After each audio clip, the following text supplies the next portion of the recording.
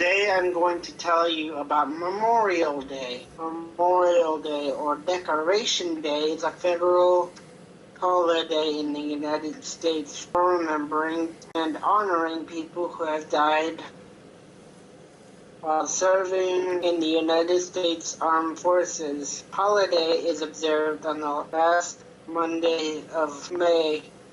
Memorial Day was observed on May 30th from 1868 to 1971. On June 3rd, 1861, Warrenton, Virginia was the location of the First Civil War.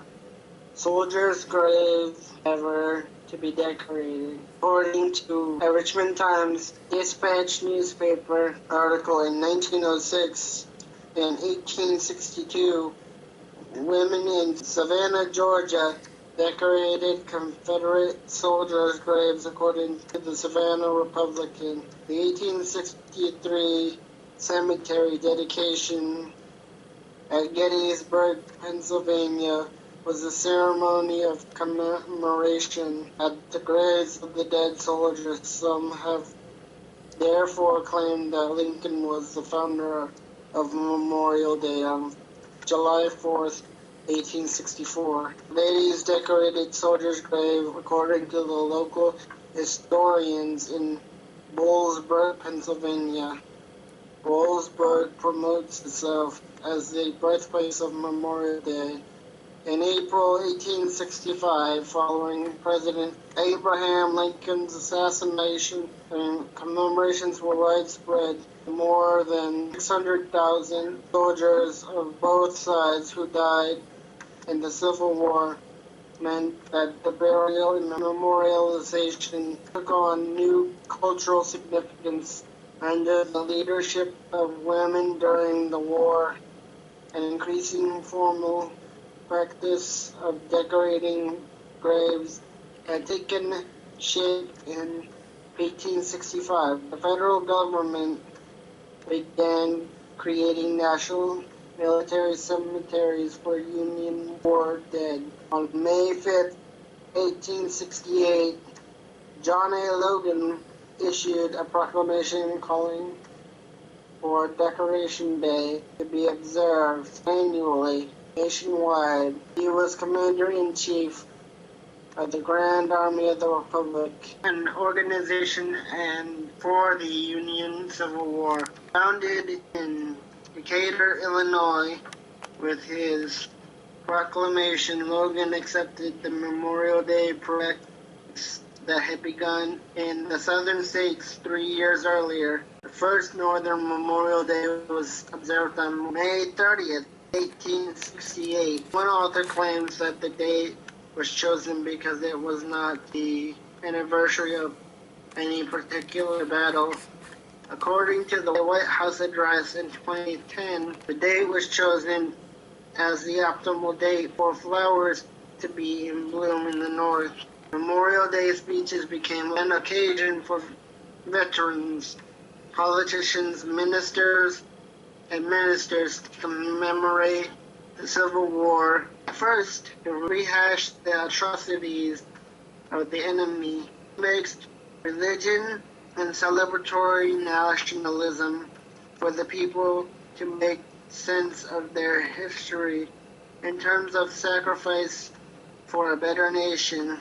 People of all religious beliefs joined together, and the point that was often made that the German and Irish soldiers had become American in the baptism of blood on the battlefield. The United States National Park Service and numerous scholars attribute the beginning of Memorial Day practice in the South to the ladies of Columbus, Georgia.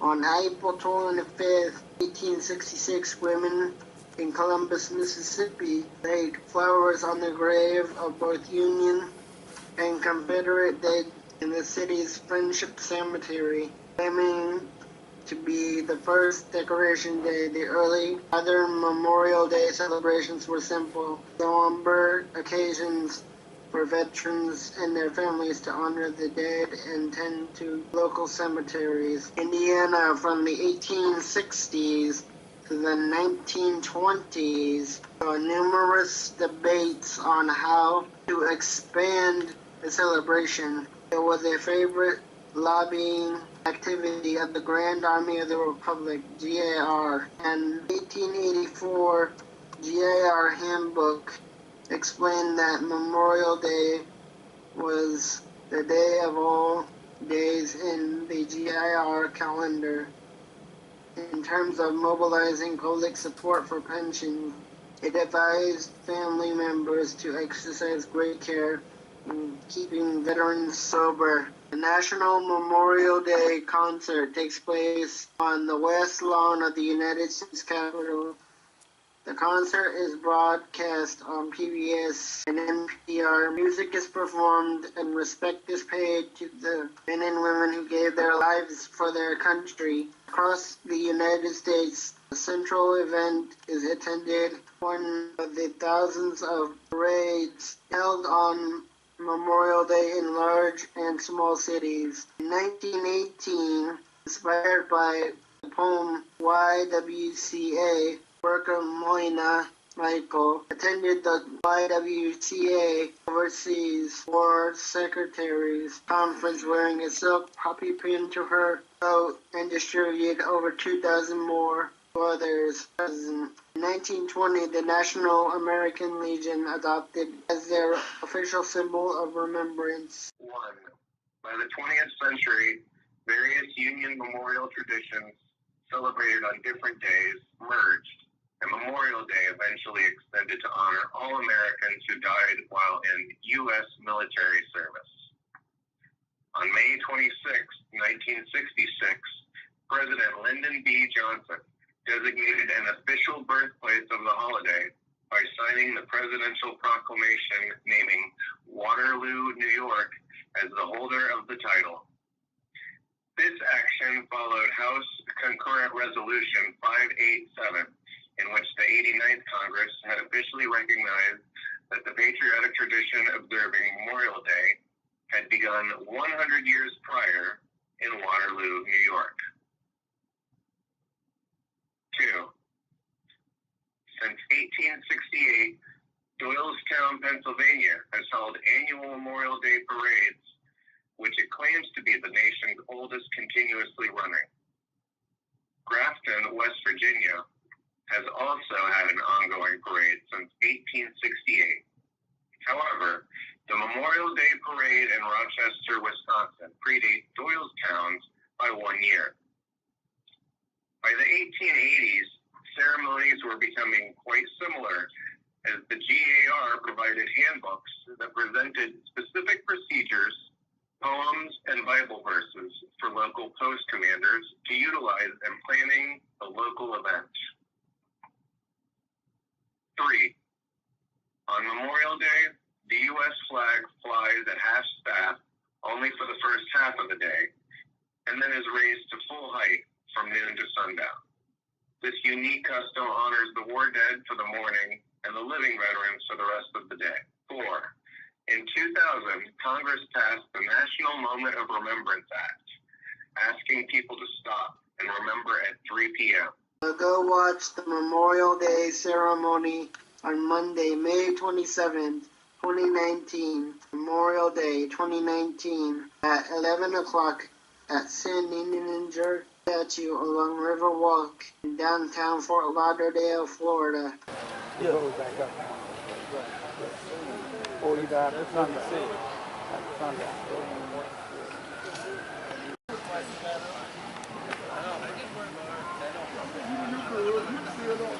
You guys are home.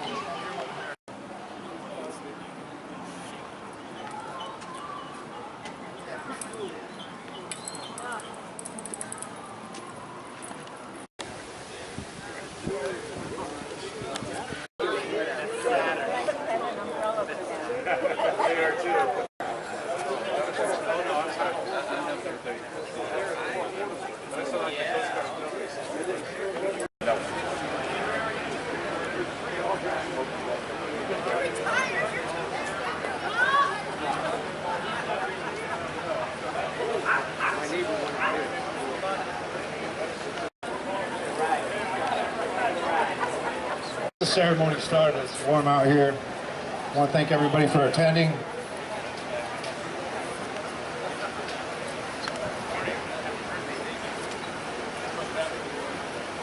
I'd like Fort Lauderdale Police Department. Please post a color.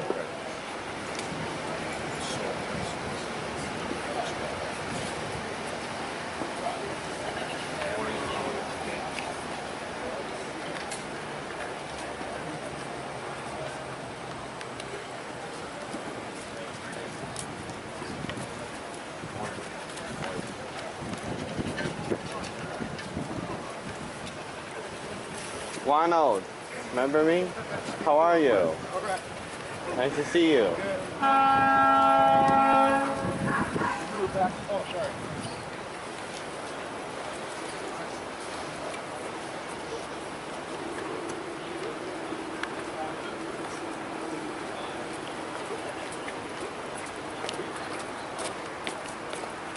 March time. Trail. Right. Forward.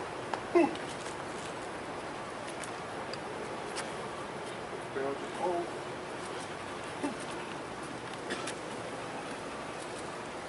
Hold.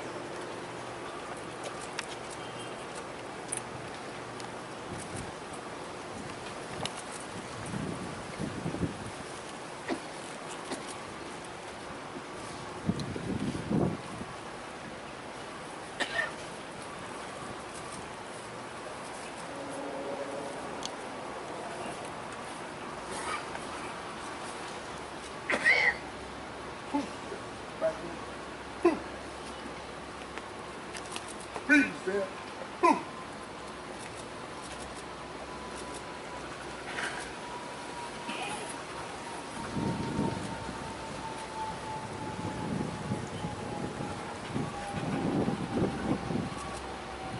Fort Lauderdale Police Department, please post the color there.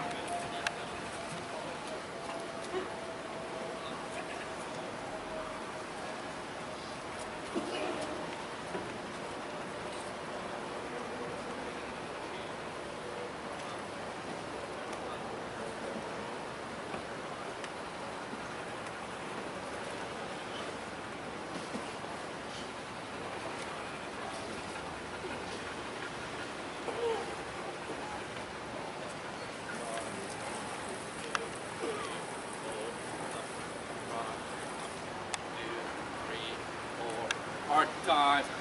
Hard. Ready. Face. 2, 3, 4. Be still. Hold.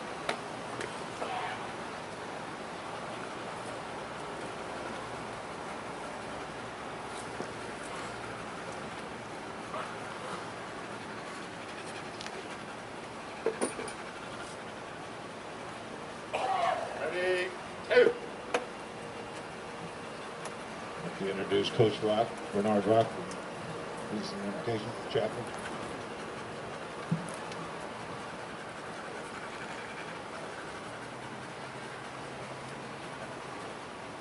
Cover.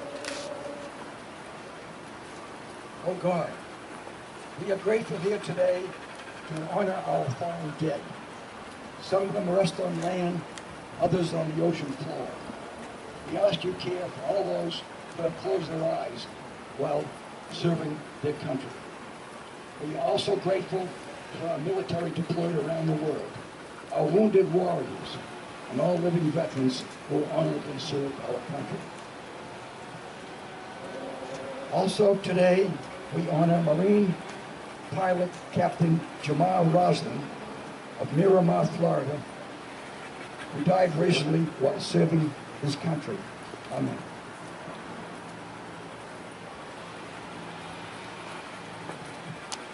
Irene Lathrop from Post 36. Please join me in singing our national anthem. Detail. FRIESEN. Oh, say, can you see by the dawn's early light what so proudly we hailed at the twilight's last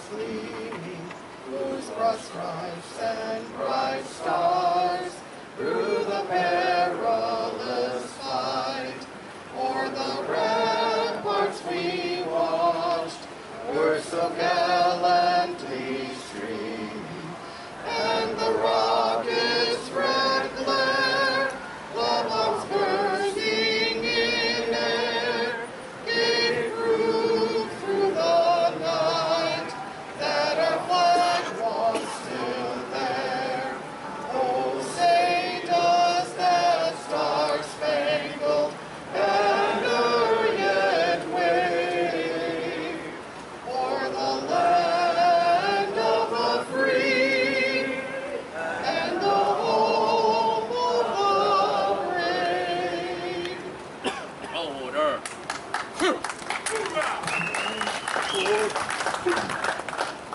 I'd like to introduce my first vice, Dick Major, to lead us in placing the rock of the brick. Thank you, Commander.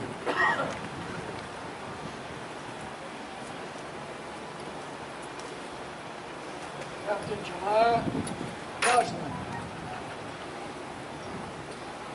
Captain Jamar Roslin. Captain Jamar Roslin. Hold it.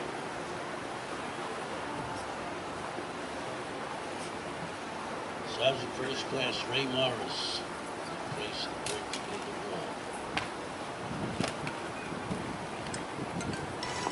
Right shoulder.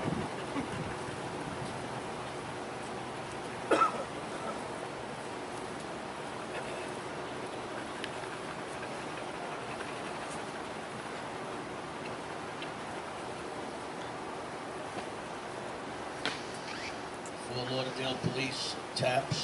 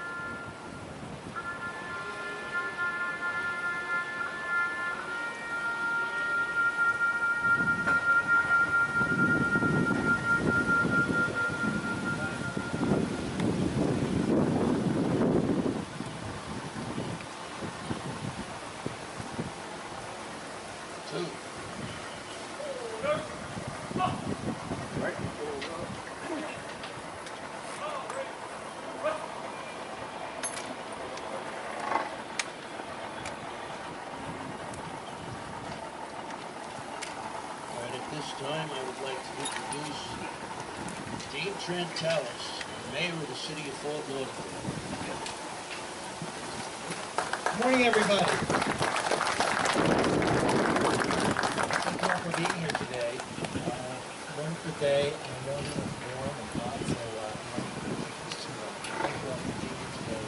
This morning we also had a wonderful ceremony at the cemetery where thank all those who participated in that event to help us commemorate the lives and the families, the memories of Memorial Day in Fort Lauderdale.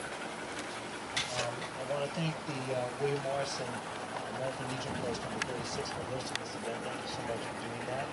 And as well as all the other organizations who have participated in this event. I also want to begin recognizing my colleagues who sit on the commission with me. We have first our Vice Mayor, Robert McKenzie. Robert, thank you for being with us today. Commissioner Steve Glassman, Commissioner Heather Moritas, who is here with her husband, who is a Navy veteran. Here are you, George Moritas. Thank you for being here this morning. I also would like to thank our City Manager, Chris Lagerblum, and his Assistant City Manager, Rhoda Baker, and our City Attorney, Wallow. I'd also like to thank our former Mayor, Jack Sauer. Jack, thank you for being here.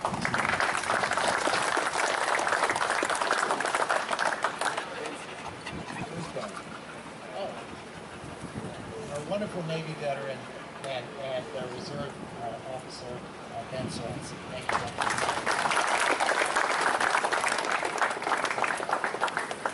I also want to thank you. I'll be introducing in just a few minutes, but I also like to thank Vice Mayor Dale Holmes from the County Commission for being here this morning as well. Thank you.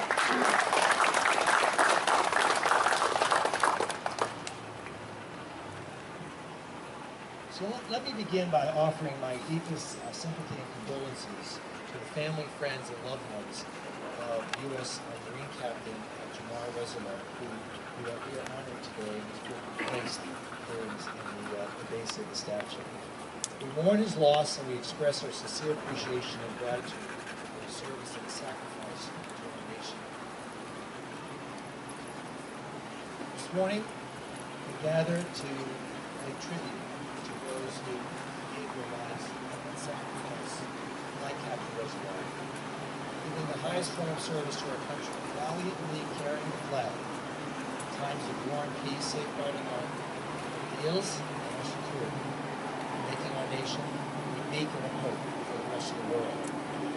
Memorial Day is a time for us to honor these heroic individuals for their steadfast resolve and unyielding commitment to protecting our liberty and preserving our freedom. It's appropriate that the ceremony take place here in front of the Sandy Miniature statue.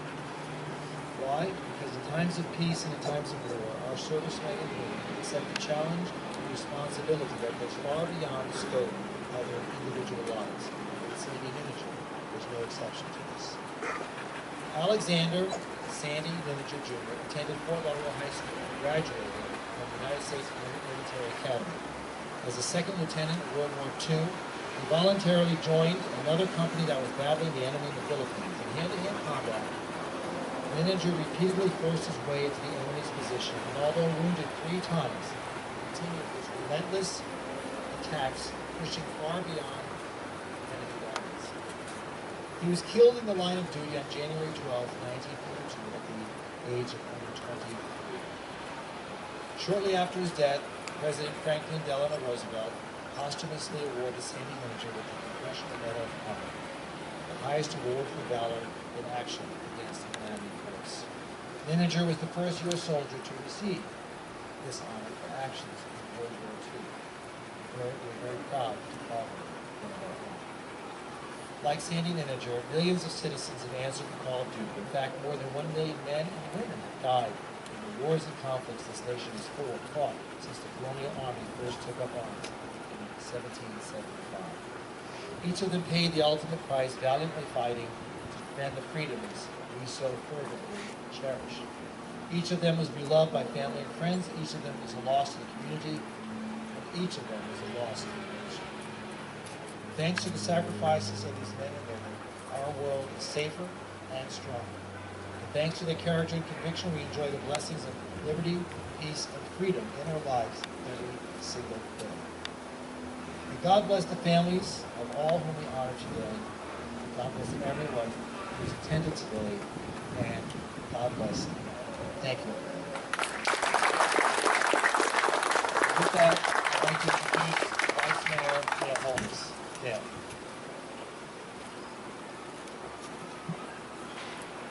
Good morning.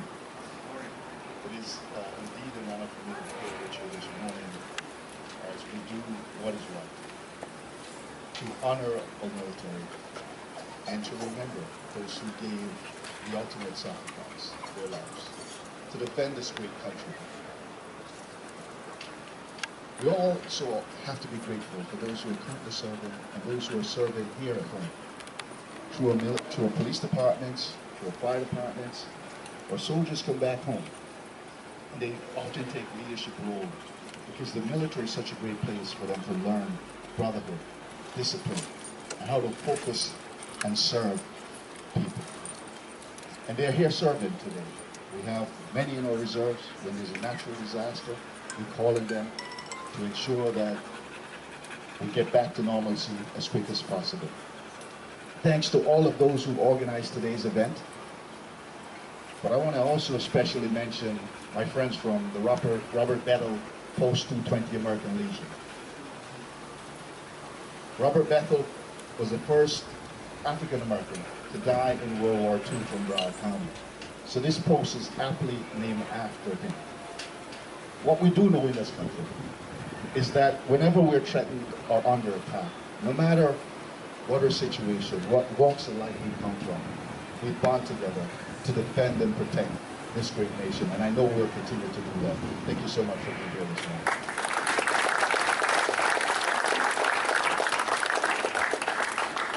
Thank you, Commissioner Holmes.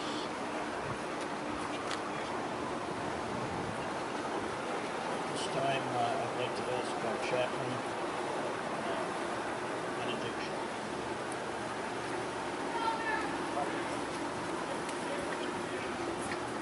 As we depart, we thank you, O Lord, for the opportunity to pay homage to those brave men and women gone before us. We ask your blessings on them. Amen.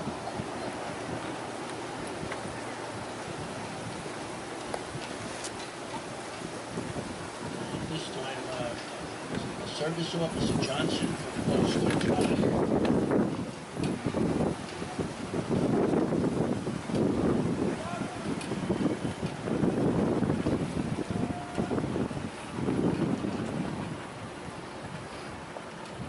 I'm here to give the history of the American Legion and a bit of history about Robert E. Bethel and Post 220. The American Legion was born out of a group of war-weary veterans of World War II. It was chartered by Congress in 1919. The American Legion is one of the most patriotic and influential nonprofit organizations there is. After its charter, membership grew swiftly to over 1 million members, with local postings springing up all over the country. Today, our membership stands at about 2.4 million, with 14,000 posts worldwide. The Post is organized into 55 departments, one for each state, along with the District of Columbia, Puerto Rico, France, Mexico, and the Philippines. Over the years, the Legion has influenced considerable social change here in America. We've won also hundreds of benefits for veterans and produced many important programs for children and youth. We recently celebrated our 100-year anniversary. As it relates to our local post, Post 220, this post was chartered in May of 1947. Post 220 was named after World War I African-American hero named Robert E. Bethel. Robert E. Bethel was from Fort Lauderdale, Florida. Many of you may or may not know he was killed in action in 1919 as a result of gas poisoning while serving in Europe on the Western Front. Private Bethel was buried with full military honors in now the historic Woodlawn Cemetery here in his hometown, Fort Lauderdale, Florida. Post 220 recently honored his monument after 100 years in Woodlawn Cemetery. When first organized, Post 220 chartered listed 15 original members. As we call their names, some of their family members may be here today, so please listen closely. John Lee Racy, U.S. Williams, Luther Monroe, Ira Butler, Mark Strong, Council Johnson, Arthur Simmons, Alfred Harrington, Robert Smart, George E. Benton, Louis Benton, Joseph Harbert, Nathaniel Umbrister, Minor Stevens, and George Ray.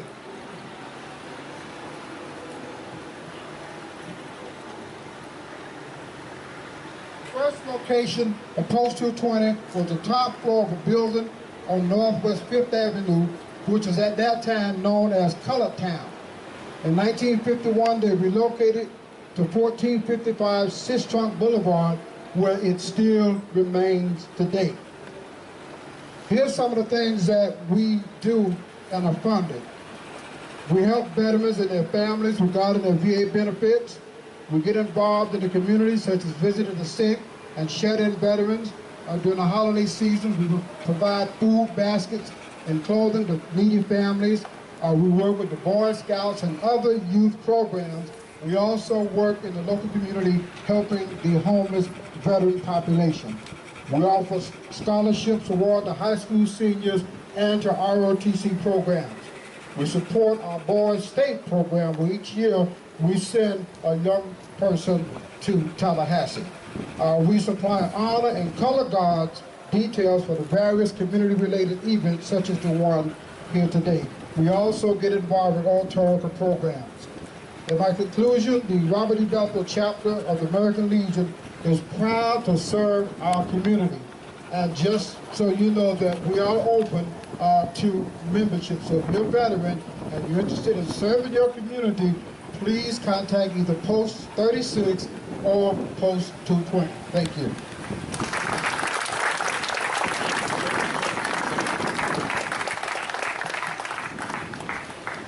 Post 220, color guard. Retire the colors. Detail. Ready? Step.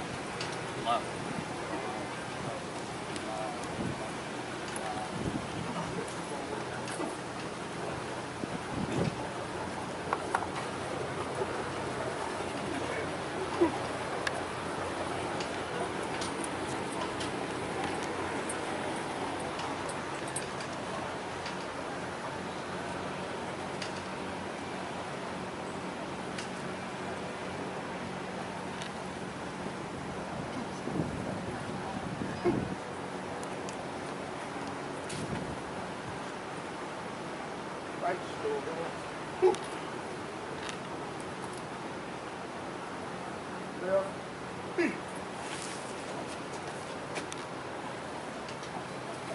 Forward. All of that.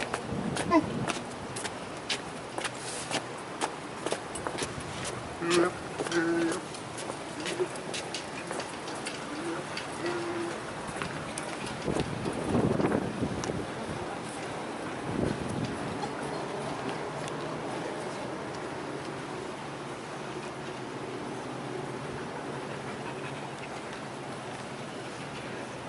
Ready.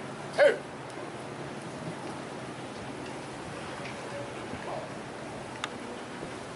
I'd like to thank everyone for attending. Special thanks to the Mayor, Chaz Adams, Riverwalk Trust, and the city employees that took the time to attend the ceremony.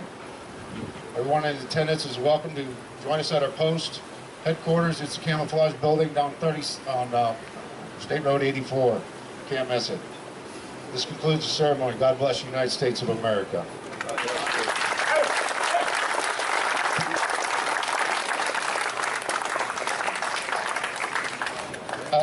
Can I get all the veterans, anybody that served, or any veterans? Thank you, brave soldiers, for serving our country and continuing to serve our country. Thank you for watching this Adventurous Kids episode.